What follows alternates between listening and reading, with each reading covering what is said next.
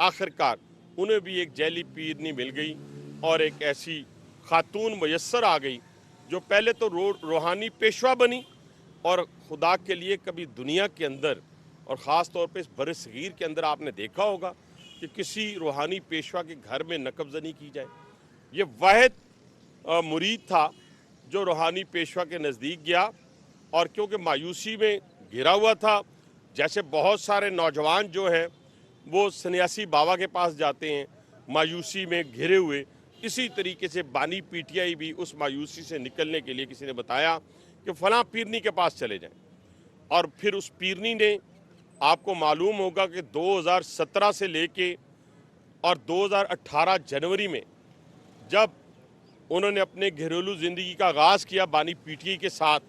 तो फिर क्या क्या गुल खिलाए। हुकूमत के अंदर जादूगरनी के हाथ में था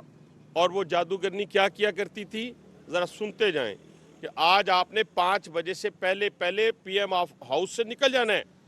12 बजे के बाद पीएम हाउस में आना है, दोपहर को आपने फ़लाँ से मिलना है, फ़लाँ से नहीं मिलना, फ़लाँ कैबिनेट में होगा, फ़लाँ नहीं होगा।